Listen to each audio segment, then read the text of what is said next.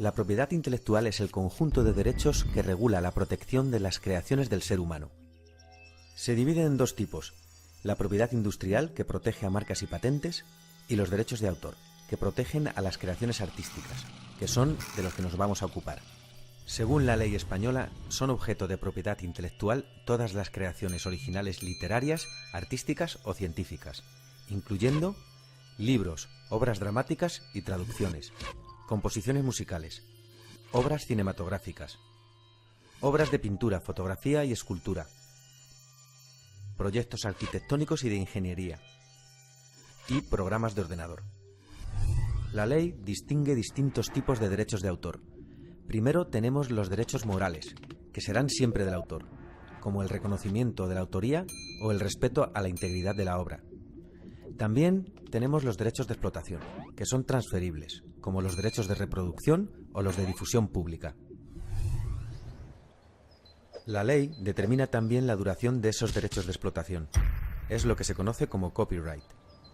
Actualmente la ley reconoce la protección de una obra hasta 70 años tras la muerte del autor, pasando esta entonces a dominio público. ¿Pero de dónde vienen este sistema y esta duración? Aunque por entonces legalmente no tenía dueño, la cultura se encontraba encerrada en los monasterios. Pero en 1439 Gutenberg inventó la imprenta, y esto lo cambió todo. La cultura empezó a circular.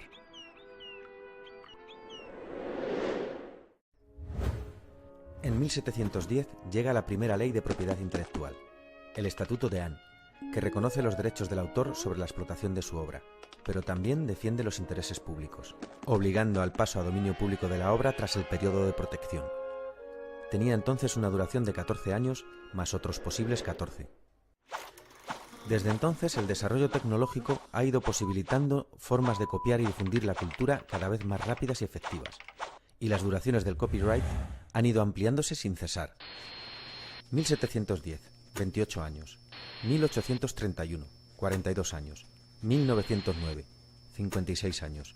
1976, la vida del autor, más 50 años. Y llegamos a 1998.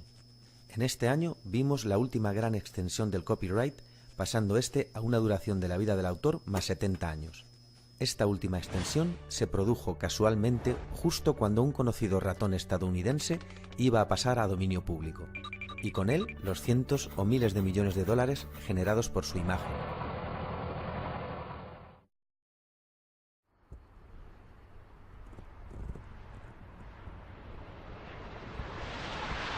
Para conocer los distintos tipos de licencias que existen, vamos a Barcelona, a ver a Ignasi Labastida, profesor en la universidad y representante en España de Creative Commons, que es uno de los sistemas de licencias más conocidos del mundo.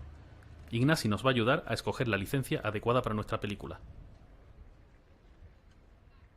Bueno, Ignasi, hemos venido porque queremos el documental que vamos a producir, colgarlo en internet, que todo el mundo pueda descargárselo y copiarlo libremente, y entonces queremos saber qué tipo de licencia tenemos que usar y qué opciones existen hoy en día. Pues a ver, si te quieres centrar en el tema de las licencias Creative Commons, hay otras licencias que más o menos tienen cosas parecidas.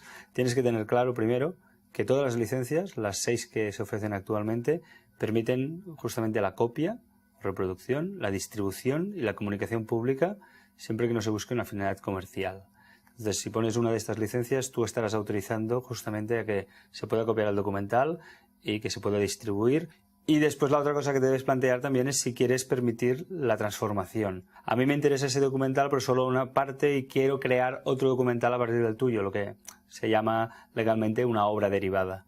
Juntando todo esto tienes 6 opciones. Desde lo más restringido, no permitir obra derivada, no permitir usos comerciales, a lo más abierto, que sería permitir cualquier tipo de uso comercial y permitir cualquier tipo de modificación.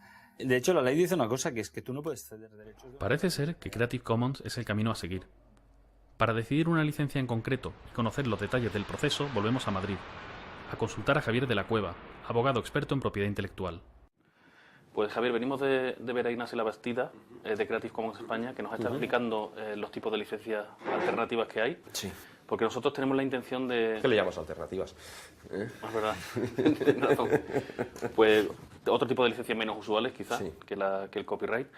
Y nosotros la intención que tenemos es nuestro documental poder colgarlo en internet y que todo el mundo tenga acceso a él. Vale, bueno, pues vamos a ver. Te comento, yo ya he visto el contrato que tenéis vosotros y entonces lo que te voy a dar son unos parámetros generales. Estos parámetros generales yo creo que mejor te los dibujo, porque la verdad es que es un tema que se entiende mejor con un gráfico. Mira, nosotros vamos a partir de aquí, ¿vale? Que este es el inicio. Y el inicio es que vosotros tenéis un contrato entre la productora, que sois vosotros, y Radio Televisión Española. Primero tenemos que analizar si vuestro contrato os permite colgarlo en internet, ¿vale? Porque claro, no solamente estáis grabando, sino que también tenéis gráficos, tenéis imágenes, tenéis personas que son las que están entrevistadas, pondréis una música, supongo, al documental, tenéis los derechos también del guionista y tenéis también los derechos del realizador, y luego pues los derechos vuestros como productora. Entonces, bueno, pues los derechos como productora son los que estamos analizando, pero vamos a ver. Javier nos explica el laberinto legal que suponen los distintos derechos en una producción audiovisual. Nos habla de derechos de autor y derechos de imagen, también de lo relativo a la coproducción y sus derechos de explotación. Nos cuenta todo lo que tenemos que hacer para poder colgar la película en internet. Tenemos que firmar un contrato de cesión de derechos con todas las personas que generan derechos de autor, como el guionista, director, músico, grafista.